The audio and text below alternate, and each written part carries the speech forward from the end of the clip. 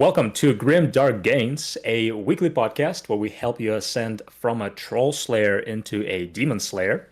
Today we have a very special guest, the world's strongest disabled man, Matthew Panda Smith. Matthew, welcome to the podcast. Thanks for having me, guys. Pleasure to be here. So good to have you on. Yeah, man, this is really awesome to have an opportunity to speak to you. We were talking on social media, and I was like, why Yeah, is this world's strongest disabled man reaching out to me? And then I find out you're a huge Warhammer nerd. massive. Yeah, I mean, I'm 33 now. I've been collecting since I was about 10 years old, so Wow, 23 years worth of it. awesome. Oh, And Lord. yeah, That's what got you into Warhammer. um, boredom of being Really? like I was never been physically active in my life. I've not had very many friends, but I remember going into my local town one day, and there was just a shop of stuff, and I'm like, I wonder what's in there. So I went in, and people are like, "Do you want to see some cool stuff?" I'm like, "Cool, done, sorted." And I've That's been a crack addict ever since. Wow, nice. Yeah. Was it a GW shop or like a Warhammer shop? Yeah. GW. This is long before where independent hobbyists existed. Mm. Sure. That's awesome, dude. So you said you were not like an active fit kid. You were a more of a nerdy kid. No, I was a fat kid. You're a fat kid. Hey, yeah, fat kid. yeah, fat kid. Yeah, I hated being physical. So I've got a condition called hip and knee dysplasia where I don't have hip and knee sockets. So any kind of moving when I was younger was absolute agony. So I just played on a computer all day, every day. Yeah. Gotcha. What edition of Warhammer was it when you started? Oh God. So I remember my first starter set was the Mines of Moria. So I started on Lord of the Rings. Nice. Yeah, let's go. And I remember it was a big thing when the Two Towers Warhammer started coming out with Rohan, all that sort of thing. I believe fantasy at that point was the Battle for Skull Pass, so Oh, dwarfs let's and go that one goblins. right here. Mm. Yes, yeah. Yeah. And That's awesome, there dude. was a little donkey trailer there. Yeah. There's a little pony. Yeah. Card. Hmm. I can't remember what edition of 40k it was. It must have been 4th or 5th. Mm. That's awesome, Oh dude. God, that's so long ago. Bring back the memories. Did Yeah. you? What interested you in the Warhammer initially? Was it the miniatures? Was it the setting? Was it just the escapism of it? This is really going to sound bizarre, but the welcomeability of the community. Okay. So I went in knowing nothing about the hobby. And I had grown men talking to me, showing me what they've been doing, showing me. I remember one guy had, I found out it was Carl Franz. And I remember seeing him, it was like a diorama on a hilltop looking down. And I was chatting to him, and he showed me his empire. I think he had a 50-man pikeman unit Nice.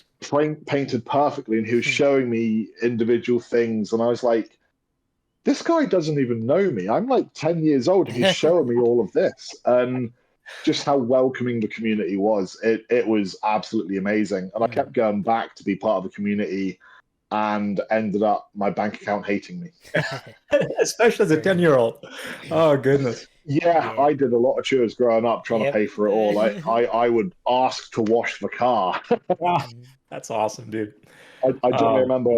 I think I was about 13 years old. I considered throwing dirt on the car to wash it to get paid. That's creative thinking right there. Yeah, Awesome, dude. So your roots were in fantasy then with yeah, Warhammer. Mm. yeah, What yeah, was your yeah. first, Sorry. what was your first Warhammer army? Like a full army that you painted? Um, Fully painted from start to finish, I would Yeah. say would be my Space Marine White Scar army. Oh, Oh, wow. so we just skipped the fantasy Um, phase, never finished painting it, And moving on to 40K. Yeah, so I broke my wrist when I was in school quite badly. I've got pins and plates in there holding it together. I struggled holding a paintbrush. That's fair. So for me, painting, it was quite painful, and I had ADHD growing up, so I didn't really have the attention span. Sure. It wasn't until later down the line when I was like, do you know what? I need to sort of rehab my arm a little bit and get painting. And it was very much, painting white scars. The worst color to paint in the world, white. And I decided to paint, I think it was 45 bikers. Wow. With 9 land speeders, Yeah. and just different things going on. It was horrible. It looks pretty good. I'm looking at the pictures, and it doesn't look. It looks very thematic. Let's put it that way. And so I may or may not have been kicked out of a garden centre for stealing the little slate that I put on everyone's base. Sure. That took me a while to get. I'm not going to say if I was or was not asked to leave several times. Sure. But honestly, I love that army so much. It's somewhere at my dad's house. I have no idea where it's gone. That's awesome. Wow. What's the army you are most proud of in your Warhammer journey? That'd be my Tempesta Scions. I believe you've got photos of that. I love air cavalry. I love the special forces aspect of the Imperial Guard, and I just I painted. I want to say I painted 110 Tempesta Scions in a weekend. I painted 11 Taurox Primes in a week, 4 Valkyries in a separate week. It's a collection I'm still growing now. My goal is to have 12 Valkyries and 18 Taurox Primes. Holy. Awesome. Awesome. I'm OCD, so every unit has to have its own dedicated transport. Even if they don't have one, they need to be militarized and transported. Awesome. That's awesome, man. It's a beautiful looking army. It's very cool. It's very cool. The thing I'm most proud of about that is I've looked at beyond what comes in the box. So I've got I'd say about 30 Tempesta Scions just on different bases of vehicles, aircraft, custom objective markers. Wow. There's a picture with it. Guy with the flag. I really like that. Awesome. And I just love that sort of thing. It just brings another element of enjoyment for me of getting that in depth about it. Awesome. Yeah. So you started Warhammer when you were pretty young, actually even younger than me when you started. How old were you when you started? I was 11. Okay, fair enough. Yeah. Just slightly, right? Eli, when did you start? I was 12. Yeah. Okay. Yeah. What's so now that you have obviously this career in sport, you are very much an adult. What keeps you in the hobby nowadays? What drives you? Exactly the same thing as what brought me into the first place, community. Being now physically disabled and wheelchair bound, I'm treated differently depending on where I go. I know I can rock up to my local gaming store and I'll be treated exactly the same as anybody else. And having the status of world champion, I mean, I've got 24 different British and world records under my name. I know I can go into a shop and people will not give a rat's ass. They will treat me exactly the same as everybody else. I can have a game of Warhammer and talk about things outside of weightlifting. I can talk about weightlifting if they're interested. It's just nice to be a member of the crowd, not a front runner, if that makes sense. Yeah. And the community over the years have got me through some horrible times. And it's the reason I keep going back to it. Wow. Yeah.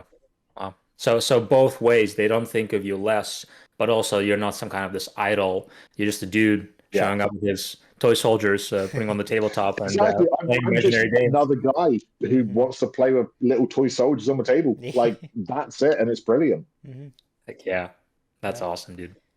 I think me and you had pretty much identical upbringings in Warhammer. I was also the 10, 12-year-old kid with all these 40-year-old guys just hanging around the game store. My parents were very uncomfortable with it, but everyone was so nice. And yeah, I still have friends from who are way older than me now from that. But yeah, honestly, it's weird. My parents were quite comfortable with it because I was asking to go out the house, which was unheard of.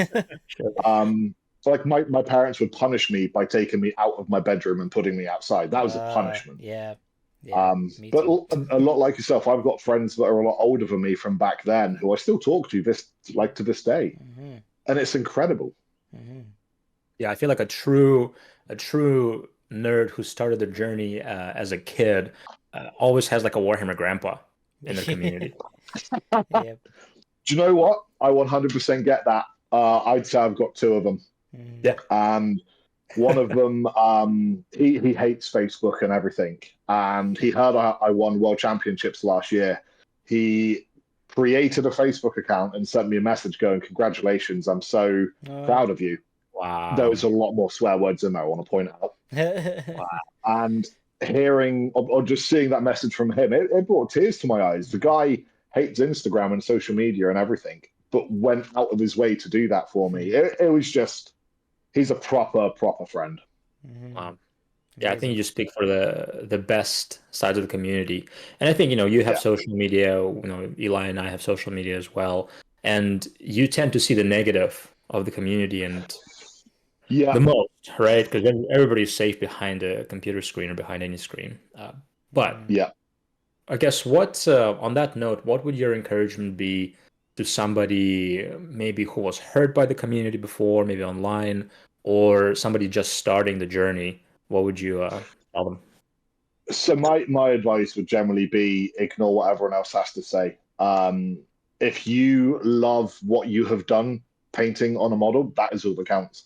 Hmm. The moment you say, "Oh well, this person said I should have done it like this," is when it becomes their hobby and not yours. You're in this Right. for your hobby. You're in this for yourself. Hmm. Um, and no matter what you do in life, you're gonna like even if when you're working, you get people criticizing you, and it shouldn't matter. It's brilliant taking advice on, but advice and criticism of, "Oh, you should have done it this way." Right. I mean, you can take it as a lesson, or you can take it as a cool. I'm going to carry on doing it my way because that's my way. Hmm.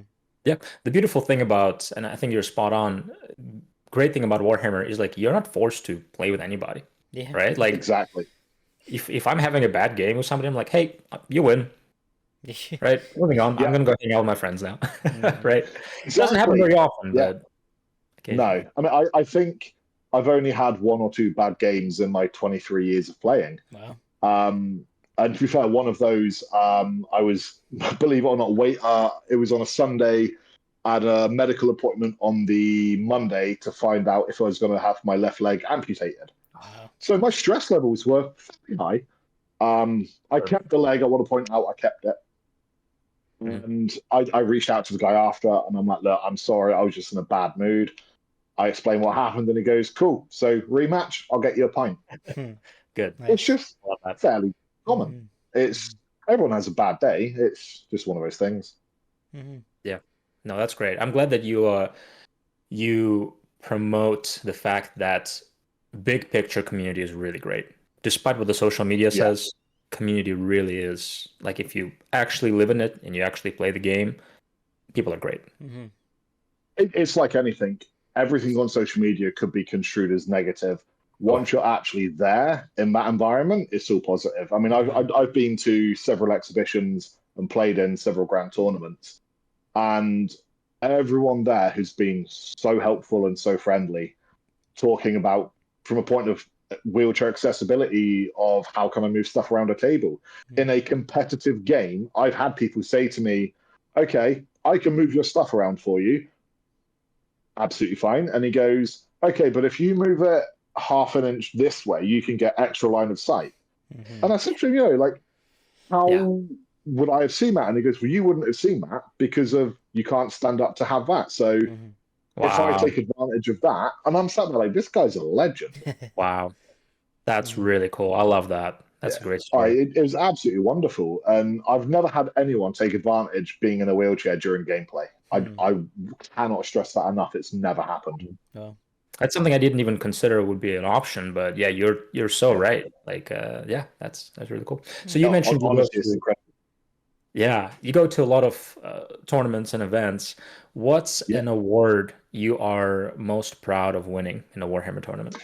best sportsmanship, 100% best sportsmanship. I would rather come dead last and have an absolute amazingly fun time. I would rather turn up to a table with the worst army you can imagine. But Yeah. if it's fun to play and I have fun playing other people and I get best sportsman, hands down, I'll take that any day. Heck yeah. I love that. It's brilliant to place and come high. I mean, this is coming from a world champion. It's brilliant to win, Sure, but sure. having fun and your opponent having fun as well, because it is a two-player game. If I'm bringing like a top tier elite army list that's just going to wipe you off the floor before you've even had a turn, that's not fun. Like, it's Right. fun to, chill and have a chat and make it a two-player game. Yeah, that's a good reminder for everybody that Warhammer is not like a video game you play by yourself, build your own story. You are playing with another human being who also is at this tournament probably from get away from life stressors and just to have a relaxing time. Maybe it's like their one weekend in a month they get away from their family and kids, and you like just crush them in the game and they're sad now. Exactly. Right. Yeah. So there's definitely aspect of it. I've had a few games where I've absolutely crushed people. Sure. And I've tried to make it enjoyable. Like, I will ask them what they do for a living. I'll get to know them. And if you're going to crush someone, be a good person about it. Don't rub it in their face. Just it's just being a good human at the end of the day. Right on. Yeah, good. Well, moving on to some of your other titles besides best sportsmanship. So yeah, man. Obviously, you are most known for being the current world's strongest disabled man, which is phenomenal. I won last year. Yeah, Wow. Yeah, just phenomenal. Tell us more about that. So, obviously, you grew up with disabilities. Grew up being a nerdy kid. How did that happen? Like, what got you into it? Into disabled strongman? Yeah. How'd you start? So I only started about 4 years ago. So there was a time in 2019 where someone bit a bat in China and my world went into a hissy fit. I had a big mental health block back then, and unfortunately, I tried to kill myself. There's no two ways about it. And I was sort of coming around from trying to hang myself, and I'm like, do you know what? This isn't right. I need to do something different. I've never been in a gym before in my life. Wow. And I was thinking, if I've never been in a gym, then I've not tried everything to deal with my mental health problems. So I go into a gym and I have a bit of fun for 4 or 5 weeks. And then I'm watching Eddie Hall. We all love Eddie Hall. And I'm thinking, I wonder if I could do that. So I go on social media and I put in, disabled strongman. Does anyone know anything about it? Somebody reaches out to me within about 5 minutes going, I know the guy that runs Great Britain's strongest disabled man. 3 months later, I came third in the country. Wow. That's wild. Insane. And then from there, it's just been, right, what's next? What's my next target? To winning England's strongest disabled man, to winning British Weightlifting Federation 3 times running now, to now being world's strongest disabled man. It's just, it's been fun. That's incredible. So where did that strength come from? Because like you don't just start and get third place. So like, were you doing any other athletics? Were you just naturally strong? Are your parents strong? How did that happen? So my dad is about 70 kilo. He's very light. He's not very strong. My mum, she's 5'5". She's not very strong at all. I personally believe it comes from within. It comes from mental, where I've had such a interesting life with surviving mental health my entire life to being bullied and everything. I believe I'm mentally stronger, and I do not accept failure. I do not accept my own limitations. All the way from there to being in a wheelchair, I feel like I've got to try twice as hard to keep up with everybody else. But sorry, going back to the other point, I did athletics for a little bit. I was hoping to go into the Paralympics doing seated shot put and seated javelin. Yeah, I saw that. Yeah. That was great fun. Basically throwing a cannonball on a pointy spear. I felt like an orc. I'm not gonna lie. Um, and I got a little bit bored of it, where there was like one competition a year. Um, it was just a little bit slow for my liking, and I was going to be going in the gym anyway to do that training, and I just remember thinking, why am I training for one competition a year when I could be training for 3 to 4 competitions a year, lifting heavier weights, doing all-round fitness, and being a beast and a unit, in all honesty. Mm-hmm. Yeah, man, that's incredible. So tell us more about your journey then, right? So you started 4 years ago, Yeah, right? I've started. I had my first deadlift, seated deadlift session, April 20th, 2021. Wow. Wow. Cool. And here we are, and you just immediately placed third in the country, Yep. right? Phenomenal. And then from then you just get better, better, and better last 4 years. So has that Yeah. been the disabled strongman for you? Has that been a consistent progress with like no dips, or have there been any pitfalls in your journey or kind of ups and downs in that? There have been many ups and downs. I won't lie. I'm a very emotional person. I cry at every competition. I put Wow. everything into it. When I won World Championships last year, I passed out. I was crying so hard. But there has been a lot of ups and downs. I sadly lost my mother in 2022. I was in the gym when she passed away from cancer. So that's sort of been one of the big downfalls, obviously. My position has always changed. I came fourth one year. I've not won Britain's Strongest Disabled Man. I've always come second or third in it. There's been a lot of ups and downs. I mean, there's 5 people I've buried in the last 4 years. And I tell you what, between the community of Warhammer and Disabled Strongman, it's kept me alive. It's kept me here. Wow. So on the note of community, right? From my experience and understanding, strongman community in general is extremely positive and supportive, right? Yeah. What's it like with this community? Is it the same? Is it different at all? What does it look like? It's like every community. You're going to get the people who, I call it gatekeeping, who they don't want certain people around. You're going to get that in every community regardless. But when you find the people that you click with and you stick with those people, everything's easy. I know I've got probably 5 or 6 very good friends through Disabled Strongman Like, yeah. who we are just very close. It's incredible how close we are. I'm actually going to one of our weddings next Monday. Wow. Nice. That's awesome. It's just when you get a group of people together who have overcome so many challenges to get to where they are, we're all at the same level, having a chat, we're all equal. And to be fair, we're all disabled. It's amazing how the banter and the humor goes. It goes so dark so quickly because although we are there to lift weights, it's also very much of we can talk about our challenges to people that understand it. And we have to be very careful what we say around able-bodied people at that point. Well, you're safe here. You can say whatever you want. That's awesome. So, Disabled Strongman, is that what the competition is called, or is there a different name for it? So it's World's Strongest Disabled Man. We have England's Strongest Disabled Man and Britain's Strongest Disabled Man. One of the other federations I lift in is the International All-Round Weightlifting Association. Okay. In America, they have America's Strongest Adaptive Athlete.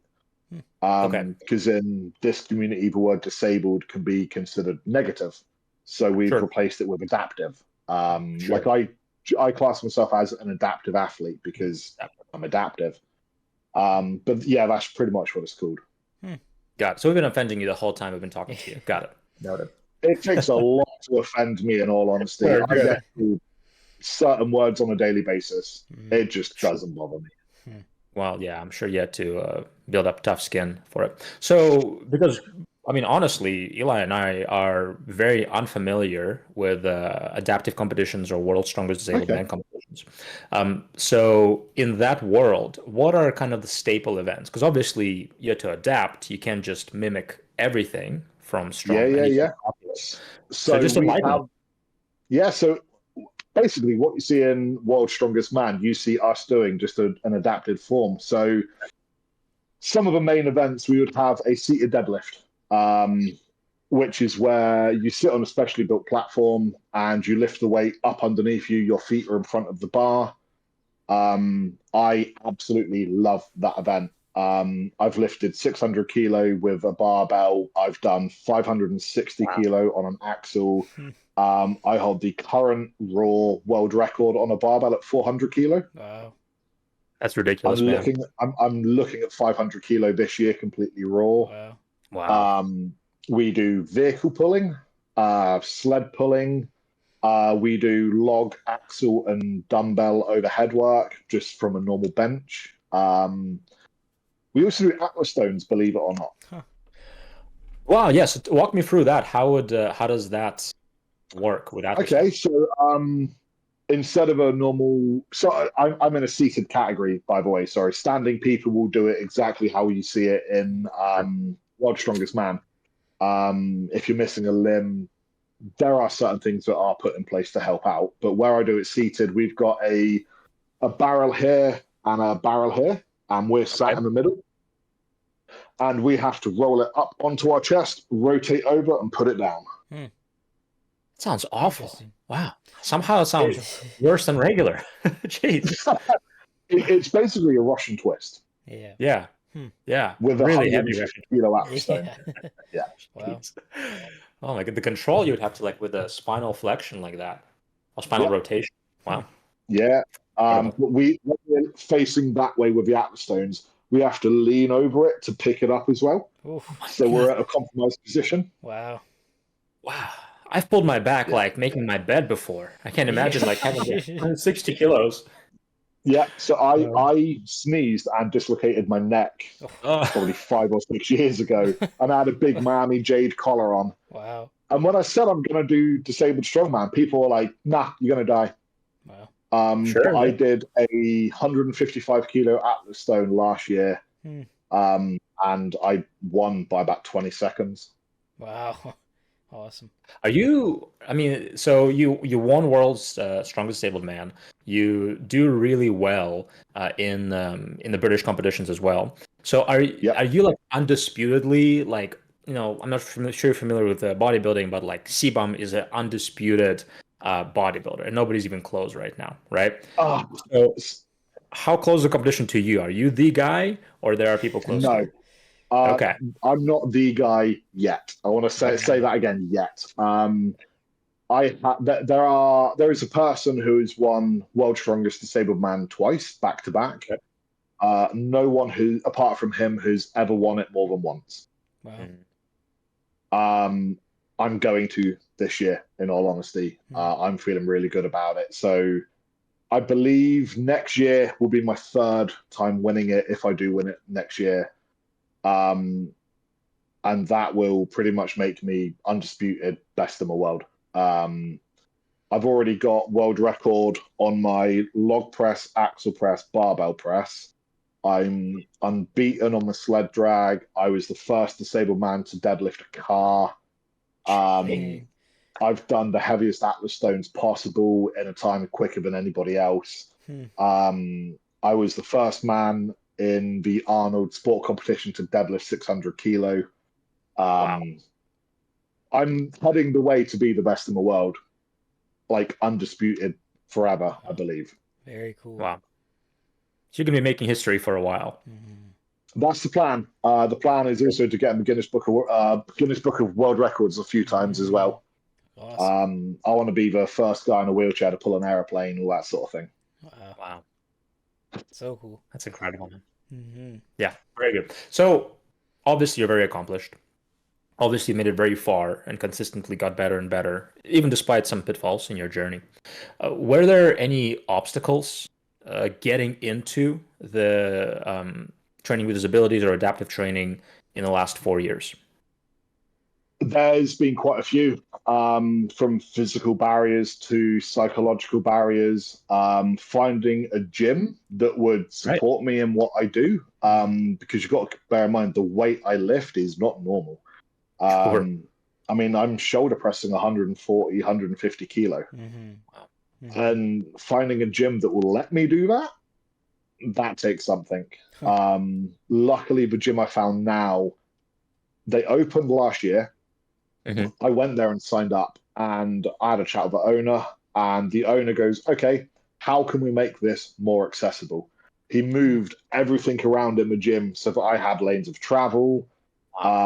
He moved a CrossFit rig from downstairs to upstairs so there was more room. Wow. It's absolutely incredible the barriers that have been lifted when you find people that care. And we also have ordered some extra calibrated weight for me because we've run out. Sure. That's awesome. Wow. Yeah. But having been at a few gyms in the last 4 years, accessibility has been the biggest issue ever, from a point of I couldn't even get into some gyms.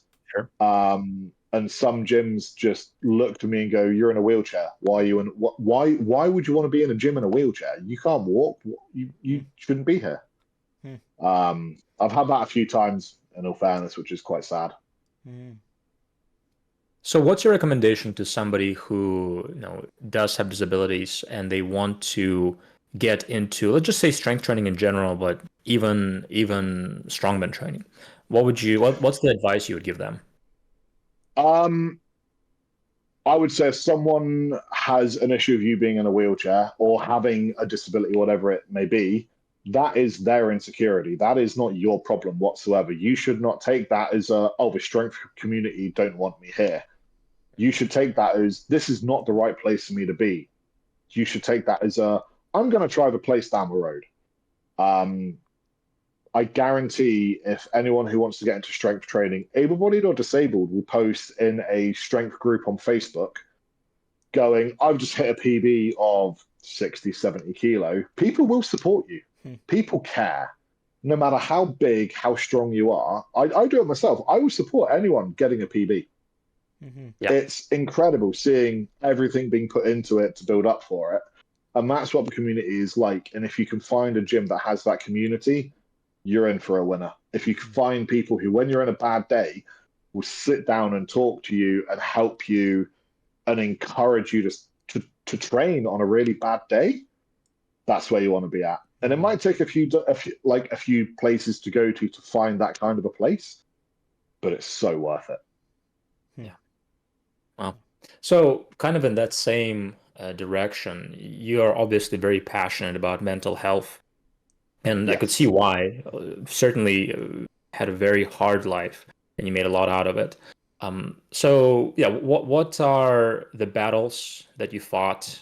What have you learned from it? What is maybe some battles you're still fighting, and what's the advice you would give to somebody who may struggle with mental health as well? So yeah, I mean, I've had mental health issues since I was 7 years old. I had my first self-harm when I was 9. The biggest battles I've ever faced are the same battles I face every day, and that's finding purpose. It's finding a reason to carry on. Luckily, I found strength training. I've got Warhammer. I've got everything nerdy. I've got amazing friends that keep me going. But yeah, everyone has their own battles going on. It's one of those things. And the one thing I'd say to anyone going through any kind of mental health trauma, either if it's recurrent or if it's new or if you're trying to deal with something old, is talk to people. I cannot say that enough. Just talk to people. I have spoken to people and cried on my shoulder at 4 o'clock in the morning. And a very good friend of mine came over. I think it was about 3 o'clock in the morning. I was in tears. I basically wanted to end my life again. It was about 3 months after Mum passed away. I felt like I couldn't carry on. And he grabbed my beard, so I had my chin up. And he turns around and he goes, no matter what happens in life, always have your chin up. Always know things will get better. I say, but I'm at rock bottom. And he pulls my chin up a little bit more. And he goes, exactly. You're at rock bottom. Enjoy it and embrace it, because where can you go from rock bottom? I'm like, well, nowhere. And he literally pulls my beard. And he goes, no, wrong. When you're at rock bottom, you can't get any lower. So the only thing to do is fucking rise. Yeah. Sorry to swear. And I looked at him and I'm like, do you know what? I get that. I'm at rock bottom. So the only thing I can do now is go upwards. Doesn't matter how long you stay at rock bottom for. The only thing that you can do is go up from it. Mm-hmm. Yeah, no, I mean, and community, I think if, I deal with some mental health things, and a lot of people in the community seem to, well, it seems like Warhammer does a lot of people with like anxiety or depression and other things going on. And I think the reason why it draws them is because of community, right? It's a hobby you literally cannot do without community. So exactly. Any kind of training style hobby or sport or strongman or Warhammer where you literally have to play the game with people, I think that draws people who do struggle with mental health, and that is incredibly helpful. And you find in most sort of communities and environments, the people will gravitate towards the people that they need at that point in time. It goes back to the age-old saying of who we are today is who we needed when we were growing up. And if you look at the community as an objective viewpoint, and you see the young people coming into the hobby and who they gravitate towards, it's actually really interesting, because they'll sometimes look for that father figure they don't have at home. And you can just get a little bit of an insight into them and try and point them in the right direction. Yeah, no, that's really good advice. If you have younger people in any hobby or community you're in, make sure you're navigating them in the right direction and recognize the influence that you have, because you don't know which background they're coming from. Exactly. I mean, I say it quite a lot whenever I do a talk on mental health, of you do not know the influence you have on people. Coming from a guy who I was quite happy to off myself one day, and I went into a shop, and the guy looked at me and smiled, and he goes, I hope you have a good day, sir. It's lovely and sunny outside. Go out and enjoy it. And I'm sat there like, I now no longer want to do anything stupid to myself, because this guy's told me to have a good day. And he has no idea the influence that conversation had on me. Like, you don't know what you say is going to impact and how it's going to impact on people. So just be the best person you can. Yeah, no, that's really good advice. So not being alone and just surrounding yourself as much as you can to your ability with people who are positive, right? Exactly, and that often means getting off social media. Yeah. I mean, that's literally my moneymaker is social media, and I still give the advice like, hey, if it's bad for you, you should get off for a while.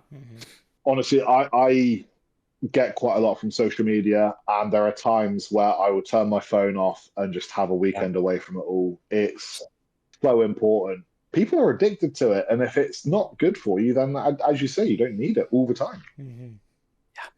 Yeah, 100%. Awesome. And so you talk about your family a good bit, obviously with your mom passing away, how difficult time. So what impact, positive, negative, did your family have on you growing up with Warhammer, this journey? What does it look like? I see you have a picture, I think, I'm guessing with your dad. Yeah, that shows how small he is. Yeah, big difference. Yeah, it's to a point when I'm at a competition with my dad, people think I'm adopted. I can see why. So growing up, my dad was always there for me. When my dad was growing up back in the 1700s, he collected airfix and built model ships. So he understands the principle behind Warhammer is in building and painting. And he was one of those who would always acknowledge what I've done, but always subconsciously prompt me to say, how can I be better? So I'd show him all, and he goes, oh, that's really good. What about X, Y, and Z details? And I think, oh, yeah, what about those? How could I do that? And he would always push me to become better. I grew up with, and my sister as well, she's never understood the hobby, I don't believe.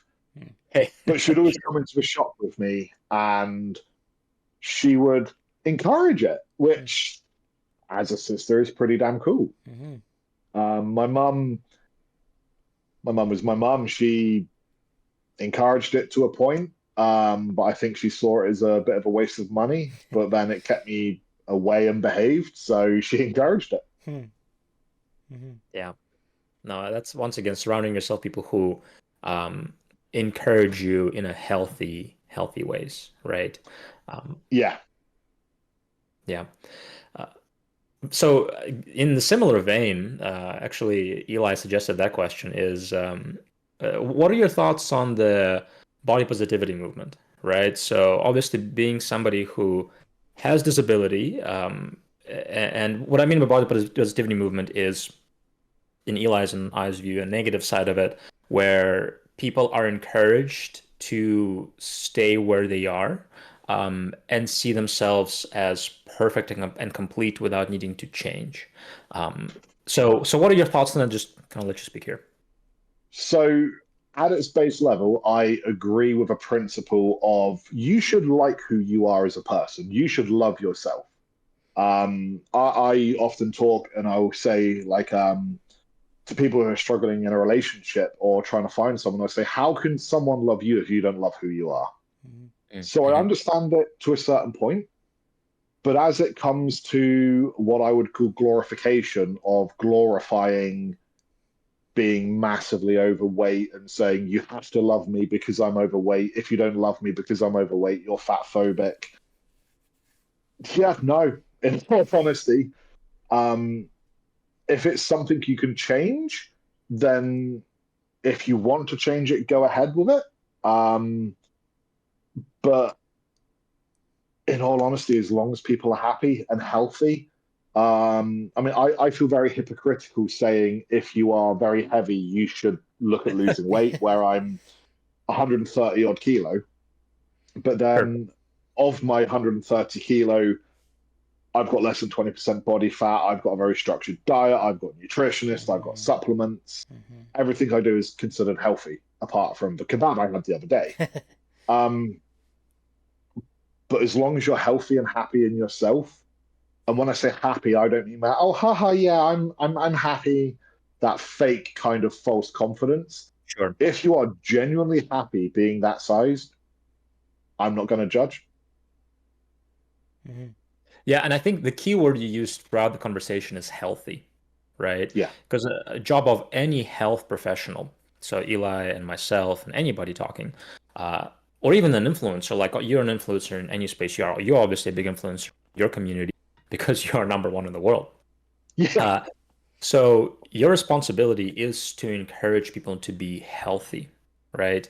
And I think the Yeah. reality is, yeah, if you are, can you be happy if you are, obese and you stay at home and you never socialize and you eat like crap? And I'm like, maybe if you hormonally just produce a lot of dopamine and whatnot, but the reality is you probably will be happier if you go outside a bit, if you socialize a bit more, if you go Yeah. to I the mean, gym. it's a natural thing. Being outside promotes sunlight, it promotes vitamin D absorption.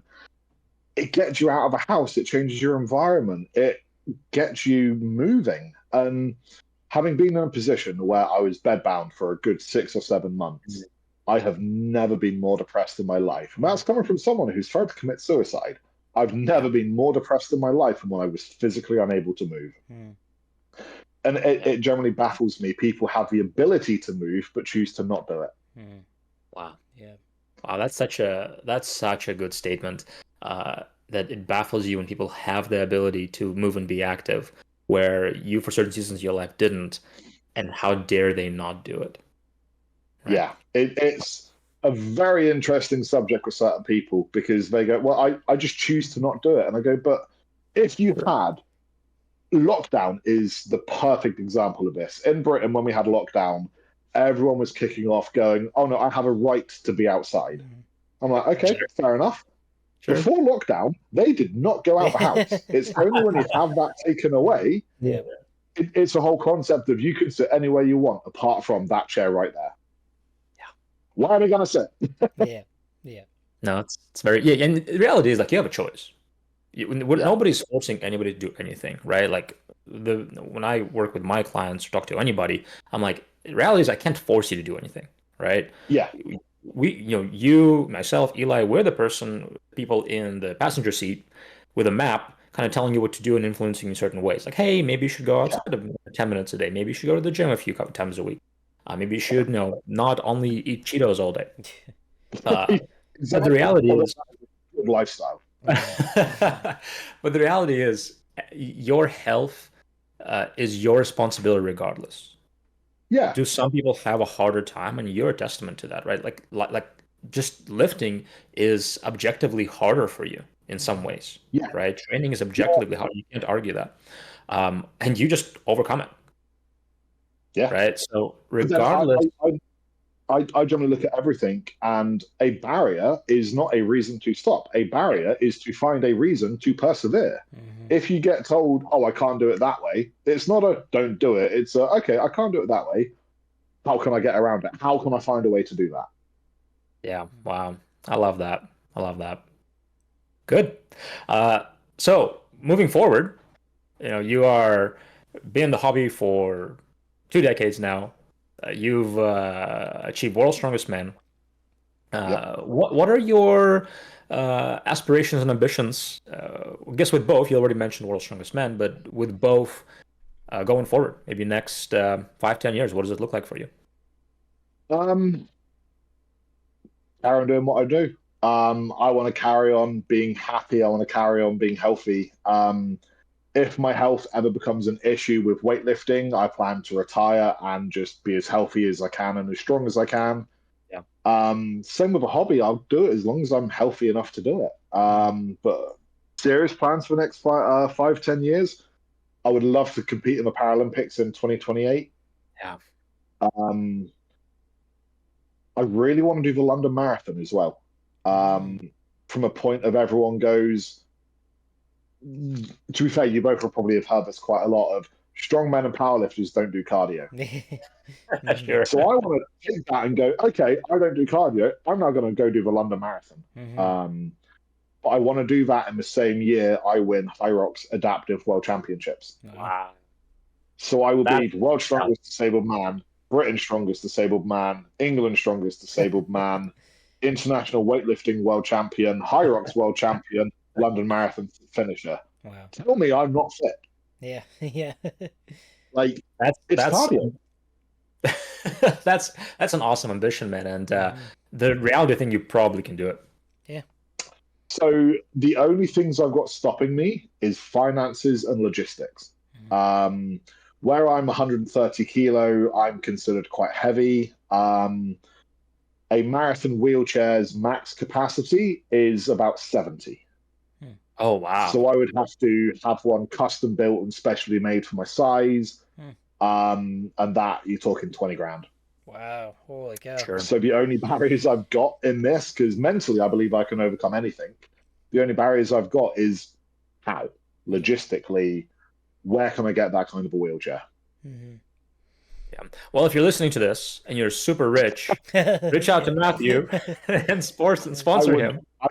I would love a sugar daddy for this sort of thing.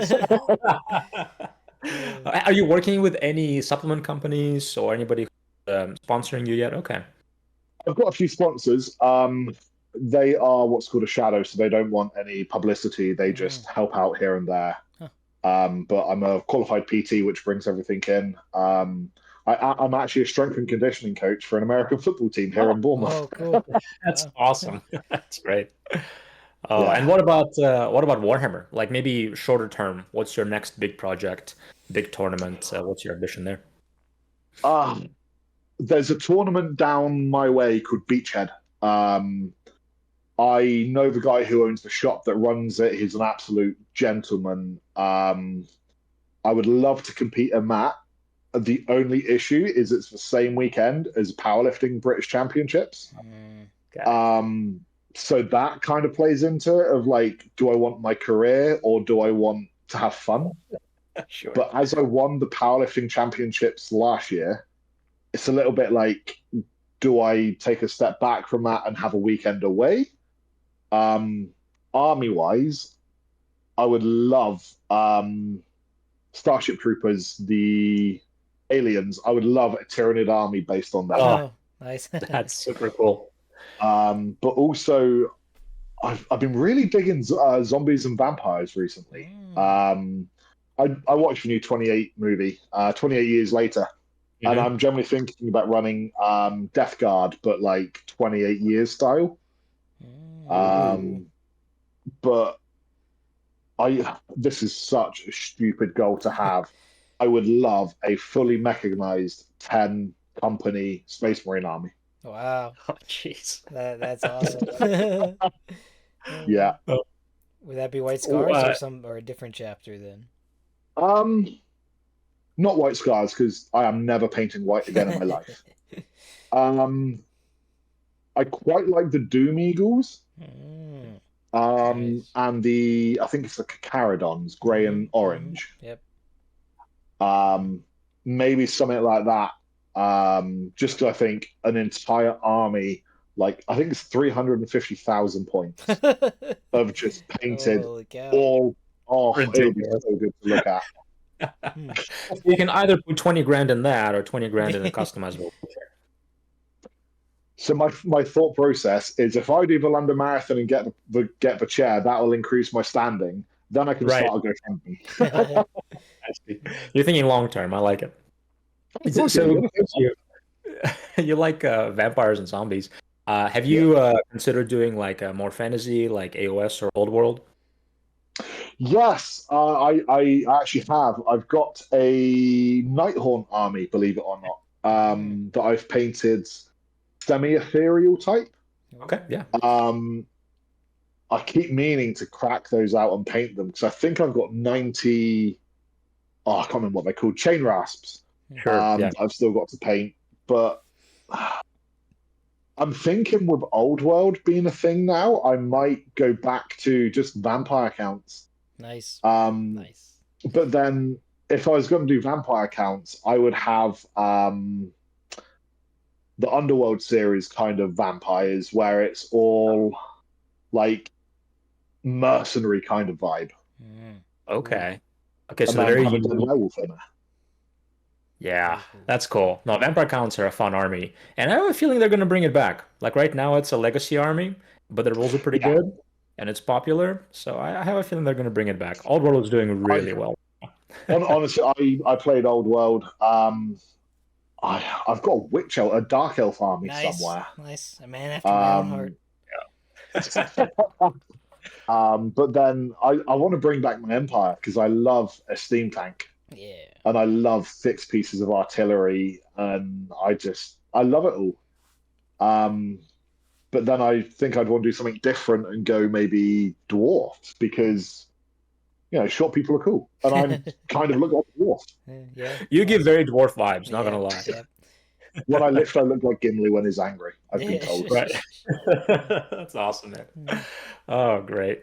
Well, it's been, Matthew, it's been awesome talking to you. Actually, I guess I have one last question for you. Where did the nickname Panda come from? Okay.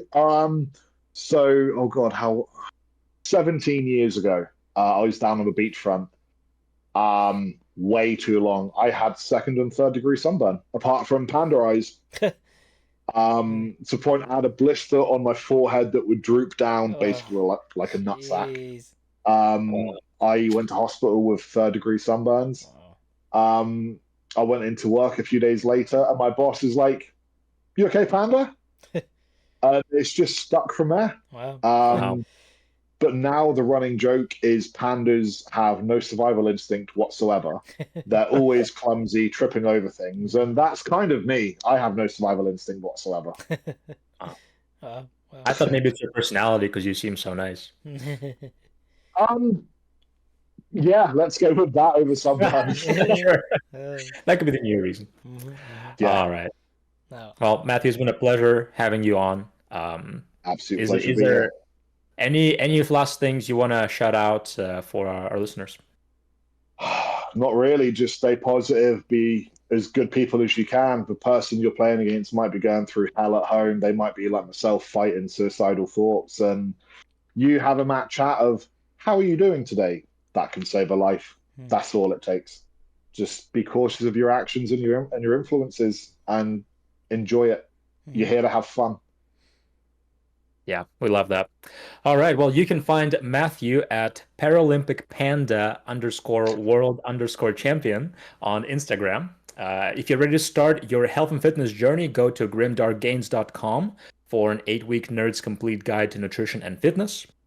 You can find Eli at Deadlifts for the Dark Gods and myself at fit_hammer on Instagram and YouTube.